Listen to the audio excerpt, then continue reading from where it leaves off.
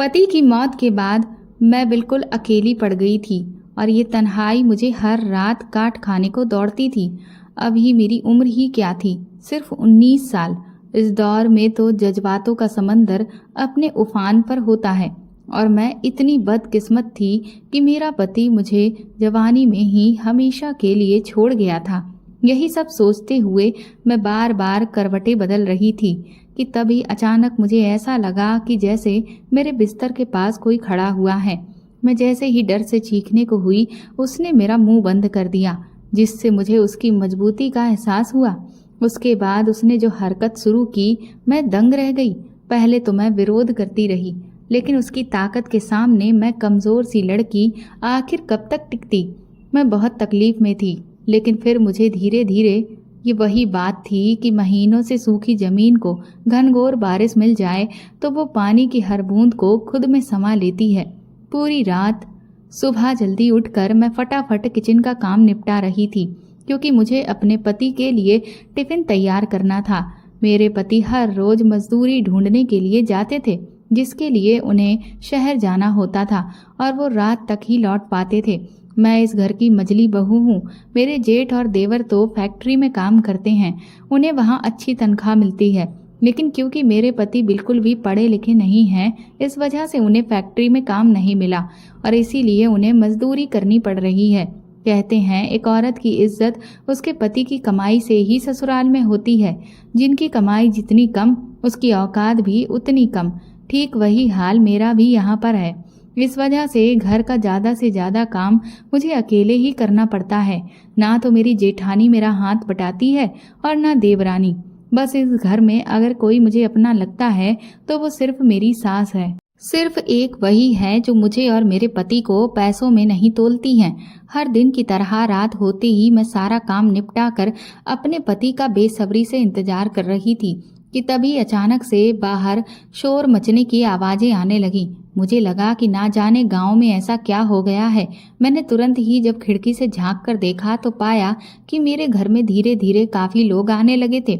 ये देखकर मैं सकते में आ गई कि भला गांव के इतने सारे लोग मेरे घर में क्यों आ रहे हैं। मैं जैसे ही कमरे से बाहर निकली तभी मेरी नज़र सामने पड़ी और मेरे पांव वहीं जम गए, क्योंकि कुछ लोग अपने कंधों पर किसी इंसान को लादे हुए ला रहे थे, जो कि सफ़ेद कफन में लिपटा हुआ था।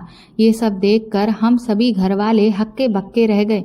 मेरे ससुर ने तुरंत ही भागकर उस कफन को जैसे ही उठाया तो सबके पैरों तले से जमीन निकल गई थी, क्योंकि उस दिन मेरी तो दुनिया उजड़ गई थी। मेरे पति की लाश मेरी आंखों के सामने पड़ी हुई थी।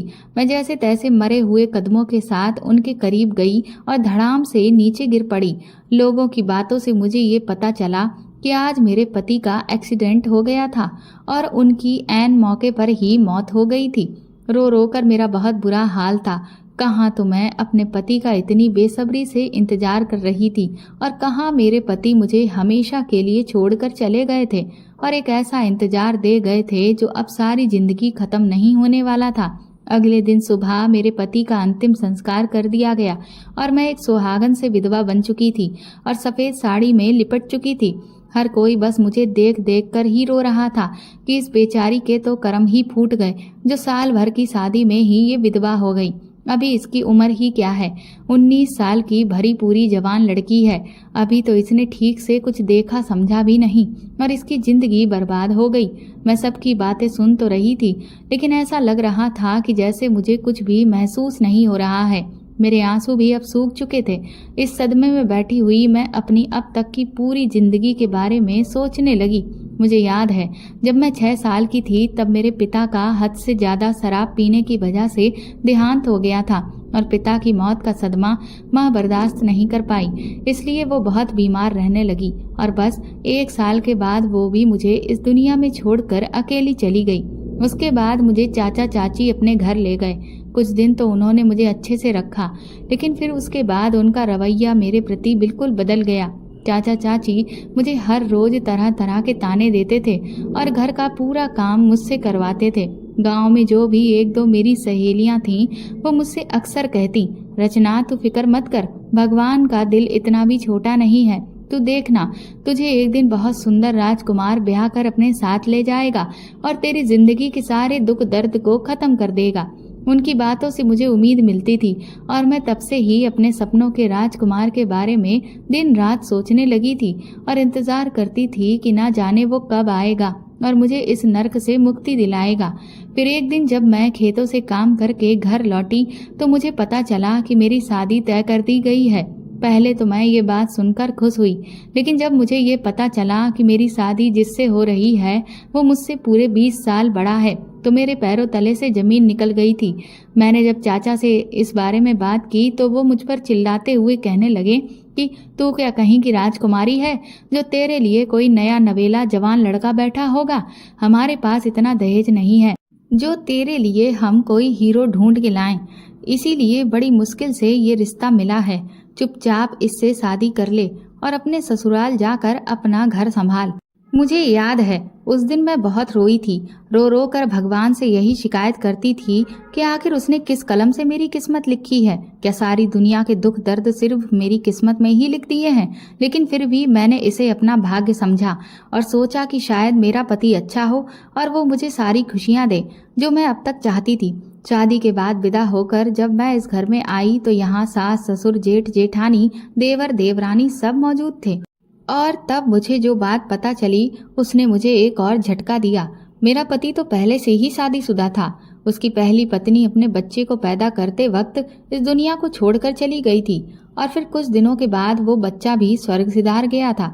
ये सब सुनकर तो मेरे बच्चे कुचे अरमान भी खत्म हो गए थे।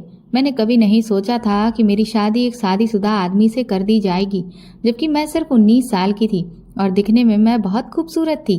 पूरे गांव में मुझसे ज्यादा खूबसूरत लड़की कोई भी नहीं थी, जबकि मेरा पति बिल्कुल मेरे रंग के विपरीत था। हालांकि मेरे ससुराल में पैसों की बहुत ज्यादा कमी नहीं थी, क्योंकि मेरे ससुर के पास बहुत सारे गाय भैंस थे जिससे वो दूध का व्यापार किया करते थे, जिसमें कई नौकर भी लगे हुए थे। इसीलिए सब लड़कों की सिर्फ ठीक ठाक कमाई होने के बावजूद भी घर में हर सुविधा मौजूद थी। कुछ ही दिनों में जब मैंने अपने पति के स्वभाव को जाना तो मुझे इस बात की तसल्ली हुई कि वो इतने भी बुरे नहीं हैं जितना मैं उन्हें समझ रही थी। धीरे धीरे मुझे अपने पति से बहुत लगाव हो गया और बस मैं उनमें ही अपनी दुनिया देखने लगी थी। हालांकि मैं इस बात से काफी परेशान रहती थी कि मेरी जेठानी और देवरानी दोनों ही मुझ पर हुक्म चलाती हैं, लेकिन मेरे पति हमेशा मुझे समझाते रहते थे कि जब तक उनकी हैसियत बढ़ नहीं जाती बस तब तक ही मुझे ये सब बर्दाश्त करना होगा।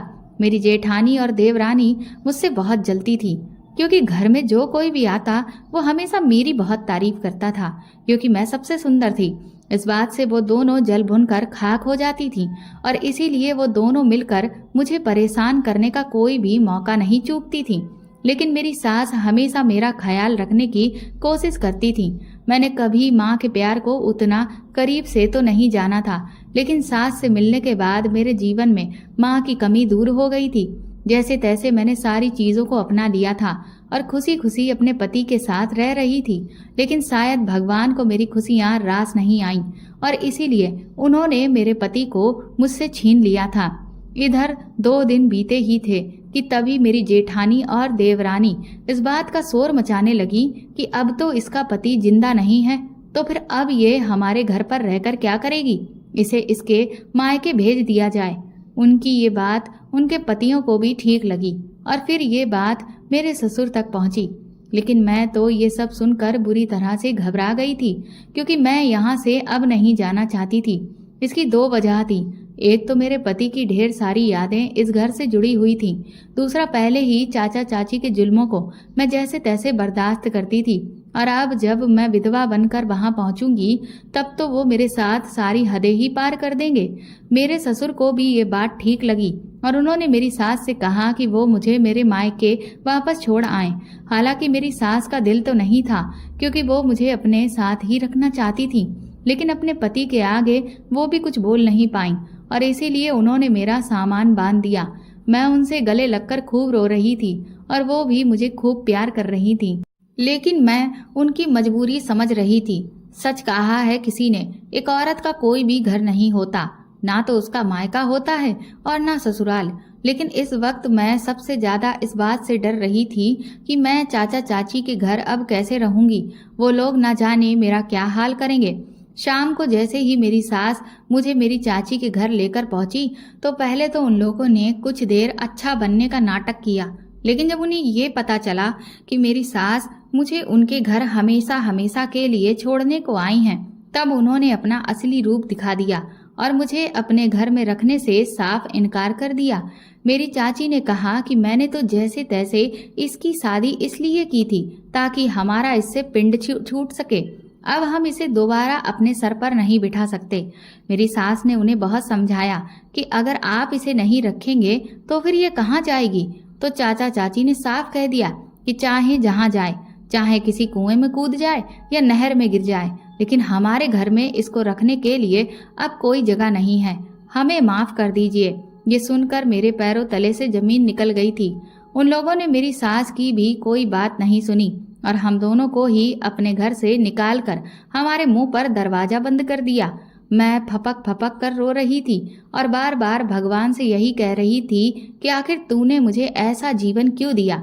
जब मेरे माँ बाप को अपने पास बुला लिया था तो मुझे भी बुला लिया होता। मुझे क्यों इतने कष्ट झेलने के लिए जिंदा रखा है। मैंने अपनी सास से कहा कि आपकी मजबूरी भी मैं अच्छे से समझती हूँ, इसलिए आप अपने घर लौट जाइए। मेरा जो होगा सो होगा, मैं देख लूंगी। कुछ देर तो मेरी सास खामोश रही, लेकिन फिर उन्होंने मेरा सामान उठा लिया और मेरा हाथ थाम लिया। मैं हैरत में पड़ गई कि आखिर मेरी सास करने क्या वाली हैं।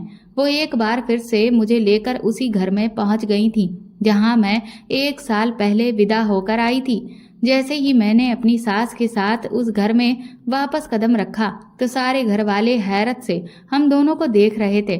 मेरी जेठानी तो तुरंत ही तपाक से चीखने चिल्लाने लगी कि इसे अब यहाँ वापस लेकर क्यों आई हैं। जेठानी को चिल्लाता देख देवरानी ने भी अपनी आवाज बुलंद कर दी और फिर धीरे धीरे जेठ, देवर, ससुर सब एक ही सुर अलापने लगे। ये सब कुछ देखकर मेरा सर तो बुरी तरह से घूम रहा था, लेकिन तभी अचानक वो हुआ जिसकी कल्पना मैंने कभी सपने में भी नहीं की थी। मेरी सास इतनी जोर से चिल्लाई कि सबकी आवाज एक बार में ही बंद हो गई। यहाँ तक कि मेरे ससुर भी बिल्कुल खामोश हो गए। मेरी सास का चेहरा गुस्से से जल रहा था, उनकी आंखें बुरी तरह से लाल हो चुकी थी। उन्होंने सबको अपना फैसला एक सांस में सुना दिया कि मेरी इस बहू को अगर घर से निकालने की किसी ने भी कोशिश की तो वो फिर अपना इस घर से बाहर जाने का रास्ता नाप ले। मेरा बेटा इस दुनिया में नहीं है तो क्या हुआ, उसकी पत्नी यही रहेगी। मैं जानती हूँ कि मेरा बेटा मेरी बहू से कितना प्रेम करता था और मैं भी अपनी बहू को बहुत चाहती हूँ। मैं उसकी आत्मा को दुख नहीं पहुँचा सकती। ये घर मेरे पति की कमाई से चलता है, ना कि तुम दोनों के पतियों की कमाई से। तो अपनी बहू को खिलाने का दम मैं आज भी रखती हूँ। उन्होंने गुस्से से ससुर जी की तरफ देखते हुए कहा कि अगर मेरे इस फैसले के खिलाफ कोई भी गया तो मैं अपनी बहू के साथ इस घर को छोड़कर चली जाऊंगी।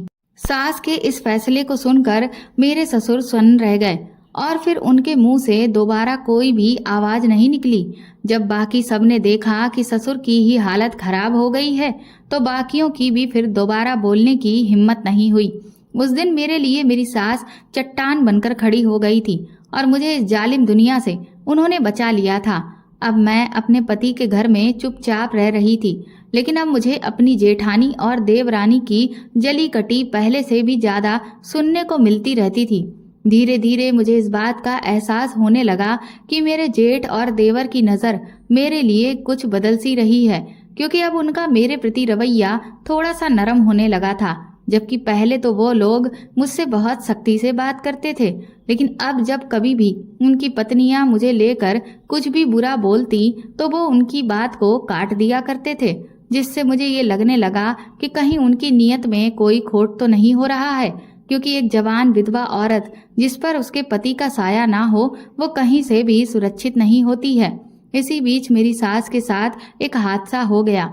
वो छत से लड़खड़ाकर गिर गईं और उनके शरीर में ऐसी चोट आई कि वो बिल्कुल बिस्तर से ही लग गईं और धीरे धीरे उन्हें चलने फिरने यहाँ तक कि बोलने में भी तकलीफ होने लगी।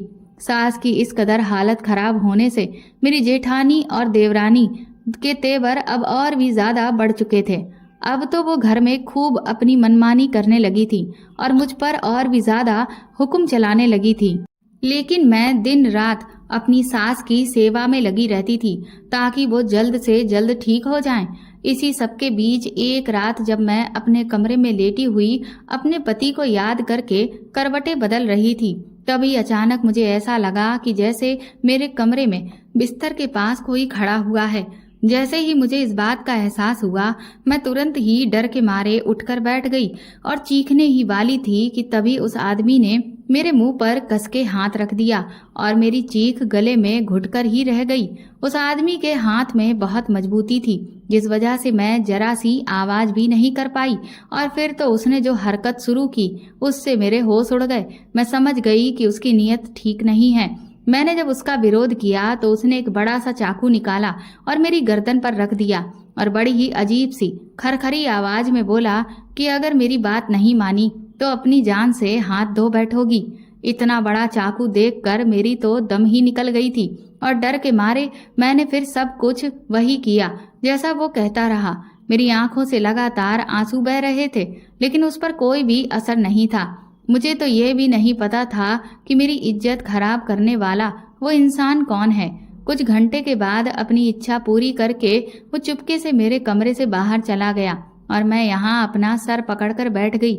न जाने अब और मेरे साथ कितना बुरा होना था। मैं इस वक्त दर्द से तड़प रही थी, पर मैं किसी से भी कुछ नहीं कह सकती थी। जैसे तैसे मैंने अपनी हालत ठीक की। सुबह जब मैं उठी तो मुझे बुखार आ गया था, लेकिन उस घर में किसी को भी मुझसे कोई मतलब नहीं था, इसलिए इतनी तेज बुखार में भी मैं घर का सारा काम अकेले ही कर रही थी कि तभी किचन में मेरे जेठ आ गए और मुझसे पूछने लगे कि तुम्हारी तबीयत आज कुछ ठीक नहीं लग रही है रचना, क्या बात है।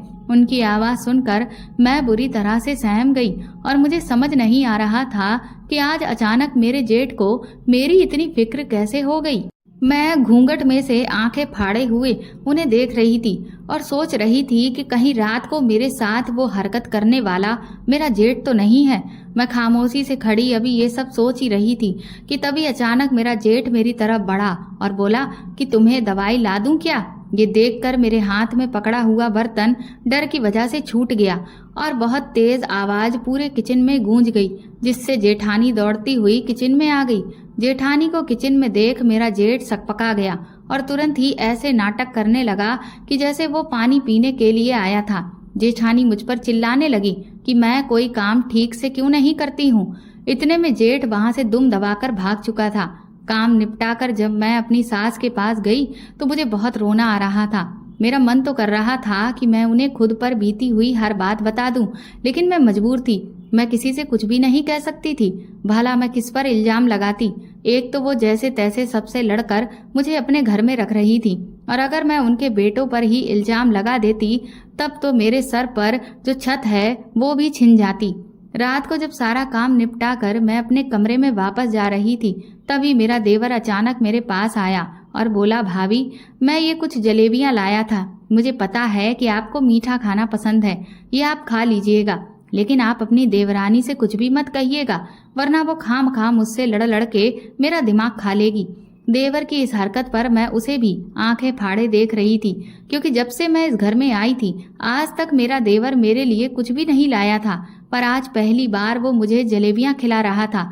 लेकिन क्यों? क्या कहीं मेरे साथ ये सब कुछ करने वाला मेरा देवर तो नहीं था? मैंने तुरंत ही उससे जलेबियों के लिए मना कर दिया और भागती हुई अपने कमरे में आ गई और दरवाजे को अंदर से बंद कर लिया। मुझे तो समझ ही नहीं आ रहा था कि मेरे साथ ये सब कुछ करने वाला आखिर कौन है, लेकिन मैंने सोच लिया कि अब मैं अपना दरवाजा रात को बंद ही रखूंगी ताकि कोई मेरे कमरे में ना आ सके। इसके बाद मैं इत्मीनान से अपने बिस्तर पर लेट गई। अभी कुछ ही देर बीती थी कि तभी अचानक वही आदमी चाकू लेकर मेरे करीब आ गया। मैं तो दंग रह गई थी कि जब मैंने दरवाजा अंदर से बंद कर लिया है तो फिर ये आदमी अंदर कैसे आ गया। वो मुझसे कहने लगा, अपने आप को बहुत चालाक समझती है, लेकिन मैं तुझसे भी ज्यादा चालाक हूँ। मुझे अच्छे से पता था कि आज तू कमरे का दरवाजा बंद कर लेगी, इसीलिए मैं पहले ही कमरे के अंदर आकर छुप गया था। उसकी ये बात सुनकर मेरे तो होश ही उड़ गए थे। मैंने उसके आगे हाथ जोड़े और रोते हुए कहा कि तुम मेरी जिंदगी क्यों खराब कर रहे हो? आखिर तुम मेरे साथ ऐसा क्यों कर रहे हो? तो वो कहने लगा कि क्योंकि तुम बहुत सुंदर हो। मैं क्या करूं? और फिर तुम्हें भी तो आखिर इस सब की जरूरत होगी। तुम एक विधवा हो और अभी तो तुम्हारी उम्र बहुत कम है। पति की कमी तो खलती ही होगी, इसीलिए मैं तुम्हारे पति की कमी पूरी करने आया हूँ। मैंने उससे कहा अपनी बकवास बंद करो, तो उसने तुरंत ही मेरे गले पर फिर से चाकू रख दिया और बोला कि अगर जरा भी तेज आवाज में मुझसे बात की तो यहीं पर तेरा किस्सा खत्म कर दूंगा। डर के मारे मेरी हालत खराब हुई जा रही थी और फिर मेरे साथ वही हुआ जो पिछली बार हुआ था, लेकिन इस बार उसने मेरे साथ जो चाल चली वो तो मैंने कभी सपने में भी नहीं सोची थी। उसने अपने फोन से मेरी एक ऐसी तस्वीर निकाल ली जिससे मेरी जिंदगी तबाह हो जाती। वो मुझसे कहने लगा कि अब आज के बाद अगर तुमने अपने कमरे का दरवाजा बंद किया तो मैं सब जगह ये फोटो दिखा दूंगा, और फिर तुम तो अच्छे से जानती ही हो कि एक औरत पर उंगलियां उठाने वालों की कमी नहीं है, और अगर वो औरत विधवा हो तब तो लोगों को बैठे बिठाए मौका मिल जाता है। वैसे भी इस घर में कोई नहीं चाहता कि तुम यहाँ पर रहो, और इसके बाद तो सबको मौका मिल जाएगा कि विधवा होने के बाद अपने मरे हुए पति का नाम खराब कर रही है और सब जगह घर वालों की बदनामी कर रही है। फिर तो सब तुझे धक्के मार कर यहाँ से निकाल देंगे। इसलिए तेरी भलाई अब इसी में है कि जैसा मैं कहता जाऊं चुपचाप तू वैसा करती जा। इसके बाद वो फिर से चुपचाप मेरे कमरे से चला गया और मैं पूरी रात रोती रही। न जाने कौन मेरा दुश्मन बना बैठा था। मैं उस दिन को कोसने लगी जब मेरी सास मुझे इस घर में लेकर आई थी। मुझे नहीं पता था कि इस घर के आदमी इतना घटिया मंसूबा पाले हुए बैठे हैं। उन्हें जरा सी भी शर्म नहीं आ रही कि मैं उनके घर की बहू हूँ। सबसे बड़ा दुख ये था कि मैं अपनी इस तकलीफ के बारे में किसी से कुछ भी नहीं कह सकती थी, और अब तो मैं बुरी तरह से फंस चुकी थी, क्योंकि अगर मैं खुद को बचाने के लिए कोई भी कदम उठाती तो वो आदमी मेरी हर जगह बदनामी कर देता और मुझे कहीं का भी नहीं छोड़ता। मैंने इस बारे में बहुत सोचा तो मुझे ये ख्याल आया कि मेरी सास तो वैसे ही हर वक्त बिस्तर पर रहती हैं और उनके ज्यादातर काम मैं ही करती हूँ, तो क्यों ना मैं अपनी सास के कमरे में ही सोने लगूं, तो इससे वो आदमी मेरे साथ कुछ गलत नहीं कर पाएगा। मुझे ये ख्याल बहुत अच्छा लगा। इसलिए जब अगले दिन रात हुई तो मैंने अपने ससुर जी से कहा कि सासू माँ की तबीयत ठीक नहीं है, तो मैं अब उनके कमरे में ही सोया करूंगी, ताकि रात में अगर उन्हें कोई भी दिक्कत समस्या लगती है तो मैं उनका ख्याल रखने के लिए हर वक्त उनके साथ रहूंगी। लेकिन मेरे ससुर ने मुझे सास के साथ लेटने से मना कर दिया। मैंने ससुर को समझाने की बहुत कोशिश की, पर वो कहने लगे कि दिन भर तुम उनका ख्याल रखती हो, बस उतना ही काफी है। रात को मैं खुद अपनी पत्नी का ख्याल रख सकता हूँ। मेरी सास ने भी ससुर से कहा कि अगर वो रुकना चाहती है तो रुकने दो, तो ससुर कहने लगे कि तुम पहले ही अपनी बहुत मनमानी कर चुकी हो। तुम्हारी एक बात मान लेने का मतलब ये नहीं है कि अब मैं तुम्हारी हर बात मानूंगा, इसीलिए चुपचाप लेटी रहो। ससुर का गुस्सा देखकर मैं कमरे से बाहर आ गई और यही सोचने लगी कि भला ससुर इस बात पर इतना जोर क्यों दे रहे हैं कि मैं अपने कमरे में ही लेटूं। क्या ससुर भी वो हो सकते हैं जो मैं सोच रही हूँ? मैं अपना सर पीटने लगी थी। वो आदमी ना जाने कौन था जिस वजह से मुझे अब इस घर के हर आदमी पर शक हो रहा था, क्योंकि नजर तो अब मुझे इनमें से किसी की भी ठीक नहीं लग रही थी, लेकिन कोई तो था जो मेरी तन्हाई का फायदा उठा रहा था। मुझे अपने कमरे में जाते हुए बहुत डर लग रहा था, क्योंकि मैं जानती थी कि अब कमरे में जाने के बाद एक बार फिर से मेरे साथ क्या होने वाला है। मेरी तो जेठानी और देवरानी भी इतनी अच्छी नहीं थी जो मैं उनसे ये कह सकती कि आज वही मेरे साथ कमरे में सो जाएं, और बाहर आंगन में भी मैं लेट नहीं सकती थी। मैं भगवान से दुआ करने लगी कि वो कोई चमत्कार कर दे और मुझे बचा ले, लेकिन ऐसा कुछ भी नहीं हुआ। उस रात भी मैं उस तकलीफ से गुजरी, और फिर तो ये अब हर रोज का हो गया था, जिस वजह से दिन ब दिन मेरी सेहत बिगड़ती जा रही थी। महीनों बीत गए, लेकिन मैं ये जान ही नहीं पा रही थी कि वो कौन है आखिर। इधर मेरी सास अब पहले से काफी ठीक हो गई थी और वो धीरे धीरे चलने फिरने भी लगी थी। फिर एक दिन जब मैं किचन में काम कर रही थी तो मैं चक्कर खाकर धड़ाम से गिर गई। जब मेरी आंख खुली तो अपनी सास और गांव की डॉक्टरनी को सामने बैठा पाया। मेरी सास का चेहरा उतरा हुआ था और डॉक्टरनी भी बड़ी अजीब नजरों से मुझे देख रही थी। मैंने अपनी सास से पूछा कि मुझे क्या हुआ था, तो मेरी सास की आंखों में आंसू आ गए और वो मुझे थोड़ा गुस्से में बोली, रचना, मैंने तुम्हें हमेशा अपनी बहू कम और बेटी ज्यादा माना, लेकिन मुझे तुमसे ये उम्मीद कभी नहीं थी। मैं तुम्हें इस घर में अपने बेटे के ना होते हुए भी सिर्फ इसलिए लेकर आई क्योंकि मेरा बेटा तुमसे बहुत प्यार करता था। लेकिन तुम मेरे बेटे से प्यार नहीं करती हो। तुमने मेरे बेटे को धोखा दिया है। मैंने अपनी सास से कहा कि ये आप क्या कह रही हैं माँ जी, ऐसा कुछ भी नहीं है। मैं भी उनसे बहुत प्यार करती हूँ। आज भी मैं उन्हें बहुत याद करती हूँ। मेरी सास कहने लगी, झूठ बोलती हो तुम। अगर ऐसा होता तो तुम किसी और से गलत रिश्ता नहीं रखती। सास के मुंह से ये बात सुनकर मेरे पैरों तले से जमीन निकल गई थी। मैंने उनसे कहा कि आप गलत समझ रही हैं, ऐसा कुछ भी नहीं है। तो मेरी सास कहने लगी कि मैं गलत समझ रही हूँ। तुम अब किसको बेवकूफ बनाने की कोशिश कर रही हो?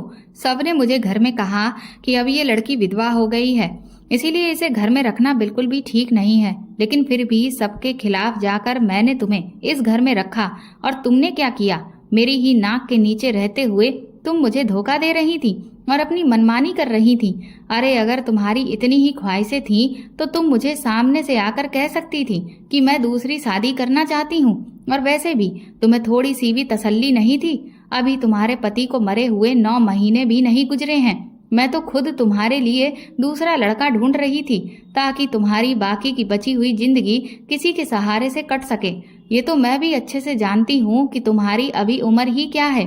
अभी तो तुम्हारे आगे बहुत लंबी जिंदगी पड़ी है और हर इंसान को एक सहारे की जरूरत होती है। इसीलिए मैं भी तुम्हारे लिए कोई ढंग का रिश्ता देख रही थी ताकि तुम्हें वो सारी खुशियां मिल सकें जो अब तक नहीं मिल पाई। लेकिन तुम्हें तो तसल्ली ही नहीं थी। मुझे नहीं पता था कि तुम इस कदर बेताब हो। शर्म आनी चाहिए तुम्हें। और मुझे भी शर्म आ रही है आज कि मैंने तुम्हें अपनी बेटी जैसा समझा। सास की ये बातें मेरे कानों में लावा जैसी घुल रही थी। मैं रो रो कर उनके सामने हाथ जोड़ने लगी कि कम से कम आप तो मुझे गलत मत समझिए, क्योंकि मैंने आपका विश्वास नहीं तोड़ा है। मैंने कभी मर्यादा नहीं लांघी। तभी डॉक्टरनी साहिबा बोली कि लेकिन रचना, इस वक्त तुम पेट से हो, बिना मर्यादा लांघे तुम पेट से कैसे हुई?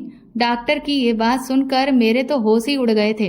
और तभी फिर मुझे वो पूरा वाकया याद आने लगा जो हर रात मुझ पर बीतता है। मैं रोए चली जा रही थी, लेकिन मेरे मुंह से एक शब्द भी नहीं फूट रहा था। मेरी सास ने डॉक्टरनी के आगे हाथ जोड़कर कहा कि आप इस बात को अपने तक ही रखिएगा, क्योंकि ये मेरी घर की इज्जत का सवाल है। डॉक्टरनी ने भी मेरी सास को वादा किया कि वो ये बात कभी किसी से नहीं कहेंगी, लेकिन ये ऐसी बात है जो छुपाए नहीं छुपेगी। एक ना एक दिन तो ये सबके सामने आ ही जानी है। इतना कहकर डॉक्टरनी वहां से चली गई और मेरी सास मुझसे बोली कि अब तुम अपने ये घड़ियाली आंसू बहाना बंद कर दो, क्योंकि तुमने जो किया है उसका नतीजा अब सामने आ चुका है।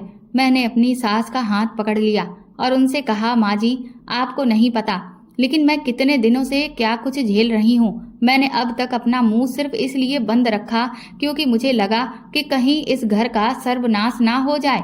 मेरी इस बात को सुनकर मेरी सास दंग रह गई। वो कहने लगी कि आखिर तुम कहना क्या चाहती हो? फिर मैंने उन्हें अब तक जो भी मुझ पर बीत रही थी सारी बातें सच सच बता दी, जिसे सुनकर उनके होश उड़ गए। वो मुझसे कहने लगी कि तुम जानती भी हो रचना कि तुम क्या कह रही हो। तुम इस घर के आदमियों पर, यानी मेरे बेटों और मेरे पति पर इल्जाम लगा रही हो। इसका नतीजा बहुत बुरा हो सकता है। मैंने कहा कि मैं सच कह रही हूँ माँ जी, आप मेरी बात का विश्वास करिए। लेकिन मुझे अभी तक सिर्फ शक ही है। मुझे इस बात का पता नहीं है कि आखिर मेरे साथ ये सब करने वाला वो कौन है। मेरी इस बात पर मेरी सास मुझ पर जोर से चिल्लाई कि अपनी बकवास बंद करो। गुलछर्रे तुमने उड़ाए हैं, बेशर्मी की हद तुमने पार की और इल्जाम तुम मेरे पति और बेटों पर लगा रही हो। चरित्र में तुम्हारे खोट है, उनके नहीं। अगर उन लोगों के मन में कोई भी ऐसी बात होती तो जब मैं तुम्हें इस घर में लेकर आई थी तो वो खुशी खुशी तुम्हें अपना लेते, लेकिन उनमें से कोई भी तुम्हारे इस घर में रहने से कभी खुश नहीं था। मैंने अपनी सास से कहा कि मैं मानती हूँ माँ जी कि उस वक्त कोई मुझे यहाँ रखना नहीं चाहता था, लेकिन यहाँ रहने के कुछ ही दिनों के बाद सबका व्यवहार मेरे प्रति बिल्कुल बदल गया था। जो लोग मुझसे पहले बहुत सख्त तरीके से बात करते थे वो अचानक से नरम क्यों पड़ गए थे। इस पर मेरी सास कहने लगी कि अब मुझे तुम्हारी किसी भी बात पर कोई विश्वास नहीं है, इसलिए अब तुम अपना सामान बांधो और कल सुबह सबके उठने से पहले इस घर को छोड़कर हमेशा हमेशा के लिए चली जाओ। क्योंकि अब मैं तुम्हारी शकल भी नहीं देखना चाहती हूँ। इतना कहकर मेरी सास तो चली गई थी, लेकिन मुझ पर बिजली गिर चुकी थी। अब तक इस घर में मेरी सास की वजह से ही मैं रह पा रही थी, पर आज उन्होंने ही मुझे घर से जाने को कह दिया था। मुझे समझ नहीं आ रहा था कि भला मैं अब कहाँ जाऊंगी। और अब तो मैं अकेली नहीं थी, मेरे साथ तो एक दूसरी जिंदगी भी जुड़ चुकी थी। लेकिन मुझे तो यह भी नहीं पता था कि मेरे पेट में पलने वाला ये पाप किसका है। मैं रो रो कर भगवान के आगे मौत की गुहार लगा रही थी, क्योंकि अब मेरे बर्दाश्त की हद हो चुकी थी। लेकिन शायद ऊपर वाले को मुझ पर रहम ही नहीं आ रहा था। मैंने अपना सारा सामान बांध लिया था, क्योंकि सुबह सबके उठने से पहले मुझे ये घर छोड़ना था। लेकिन मुझे नहीं पता था कि मैं आखिर जाऊंगी कहाँ। पर मैंने सोच लिया था कि अब मैं अपनी जिंदगी को खत्म कर लूंगी, क्योंकि ऐसी जिंदगी जीने का अब कोई फायदा नहीं था। इधर जैसे ही रात हुई, तभी वो आदमी अपने मंसूबों को पूरा करने के लिए मेरे कमरे में आ गया और उसने मुझे फिर से धमकाना शुरू कर दिया। लेकिन अब मैं पूरी तरह से त्रस्त हो चुकी थी, इसीलिए मैं भी उससे भिड़ गई। वो मुझे मारने की धमकी देने लगा, तो मैंने उससे कहा कि अब तुम मुझे मार ही डालो, क्योंकि अब मैं ऐसी जिंदगी नहीं जीना चाहती।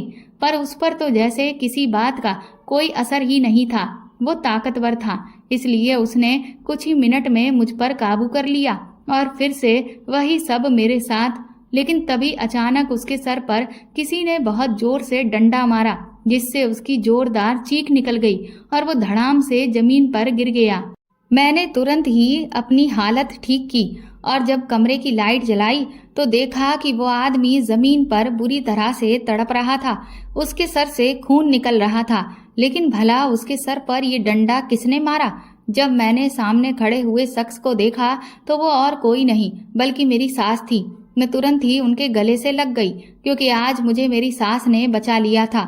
उन्होंने जैसे ही उस शख्स को पलट कर देखा तो हम दोनों के होश उड़ चुके थे, क्योंकि वो और कोई नहीं बल्कि राजू था। दरअसल राजू मेरे ससुर जी की डेयरी पर काम करता था, जहां उन्होंने गाय भैंसों को पाल रखा था। मेरी सास ने उसे डंडा दिखाकर डराते हुए पूछा कि तूने मेरी बहू के साथ ऐसा क्यों किया?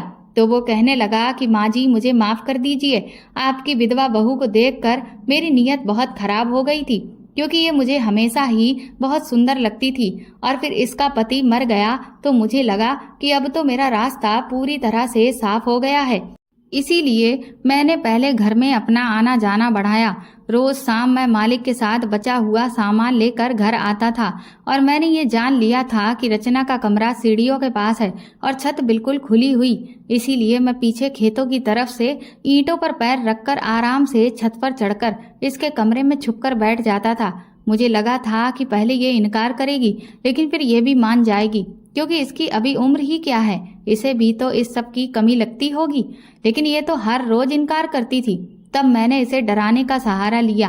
रात में इतना शोर शराबा सुनकर घर के बाकी लोग भी दौड़े हुए चले आए और सास के हाथ में डंडा और जमीन पर राजू को पड़ा हुआ देखकर सबके होश उड़ चुके थे। इससे पहले कि कोई कुछ भी पूछता, मेरी सास ने तुरंत ही राजू का फोन उसकी जेब से निकाला और उसे भी डंडे से मार मार कर चकनाचूर कर दिया। दरअसल मैंने अपनी सास को ये भी बता दिया था कि किस तरह से उस आदमी ने मेरी गलत तस्वीर ले ली है। इतनी सब भयानक स्थिति में भी मेरी सास ने अपनी सूझबूझ से काम लिया था और वक्त रहते हुए न सिर्फ मेरी तस्वीर बल्कि उसके फोन तक को खत्म कर दिया था। सब लोग एक सास में पूछने लगे कि आखिर मेरी सास ने ऐसा क्यों किया। तो मेरी सास ने सबको ये बताया कि राजू रात को रचना के कमरे में गलत इरादे से घुस आया था, जिसे सास ने देख लिया। उन्हें पहले तो लगा कि वो कोई चोर है, लेकिन जब वो ये समझ गई कि ये इंसान मेरी बहू के साथ गलत हरकत करने की कोशिश कर रहा है, तो मुझे बचाने के लिए उन्होंने ये डंडा उठाकर इसके सिर पर मार दिया। इतना सुनना था कि मेरे ससुर, जेठ, देवर सबने राजू की खूब पिटाई की और उसके बाद उसे पुलिस के हवाले भी कर दिया। जब सब कुछ निपट गया तो मैंने अपनी सास से पूछा कि आपने तो मुझे घर से निकल जाने का फरमान सुना दिया था और आपको तो मुझ पर विश्वास भी नहीं था। तो मेरी सास कहने लगी कि मैं जानती हूँ रचना, मैंने तुम्हारा दिल दुखाया है। उस वक्त मुझे तुम पर विश्वास नहीं हुआ था, लेकिन ना जाने क्यों मेरा दिल मुझे बार बार चिल्ला चिल्ला के कह रहा था कि मेरी बहू ऐसी नहीं है। और इसीलिए जब रात हुई तो मैं एक बार इस बात को पुख्ता करने के लिए आंगन के पास खुद छुपकर बैठ गई। मैंने सोचा कि अगर तुम्हारी बात में जरा भी सच्चाई है तो वो आदमी आज रात फिर भी आएगा। मैंने अच्छे से सोच लिया था कि वो चाहे कोई भी हो, लेकिन मैं उसे छोड़ूंगी नहीं, और अगर तुम्हारी बात गलत निकलती है तो फिर मैं तुम्हें नहीं छोड़ूंगी। मैंने अपनी सास को गले से लगा लिया। मैंने कहा कि आपने भले ही मुझे पैदा ना किया हो, लेकिन आप ही मेरी सच्ची माँ हो, क्योंकि आपने हमेशा मेरी रक्षा एक सगी माँ की तरह ही की है। मैंने अपनी सास से कहा, लेकिन अब ये बच्चा, इसका क्या होगा माँ? कुछ ही महीनों में मेरा पेट दिखने लगेगा और फिर हर कोई मुझ पर ही लांछन लगाएगा, मुझे ही गलत समझेगा। तो मेरी सास कहने लगी कि तुम फिक्र मत करो, हमें कैसे भी करके इस बच्चे से छुटकारा पाना होगा, वरना तुम्हारी पूरी जिंदगी खराब हो जाएगी। मैं जानती हूँ कि इस सब में इस बच्चे का कोई कसूर नहीं है, लेकिन जो जिंदगी पहले से है उसे बचाने के लिए आने वाली जिंदगी को खत्म करना ही होगा। और फिर 3 दिन के बाद ही मेरी सास बहाना बनाकर मुझे डॉक्टरनी साहिबा के क्लिनिक पर ले गई और उनसे सारी बातें तय कर ली। डॉक्टरनी साहिबा भी बहुत समझदार थी। उन्होंने सारी बातों को अच्छे से समझा और फिर मुझे उस पाप से छुटकारा दिला दिया। कुछ दिन तक मैं और मेरी सास डॉक्टरनी साहिबा के घर पर ही रहे, जबकि घर पर सबको ये पता था कि हम दोनों सास बहू एक गुरुजी के आश्रम में कुछ दिन उनके प्रवचनों को सुनने के लिए गए हैं। इसके बाद हम घर लौट आए और कुछ समय के बाद मेरी सास ने मेरी शादी एक दूसरे आदमी से करवा दी, जिसकी पहली पत्नी का देहांत एक एक्सीडेंट में हो गया था। मेरा दूसरा पति भी बहुत अच्छा था और वो शहर में नौकरी भी करता था और वहीं रहता था।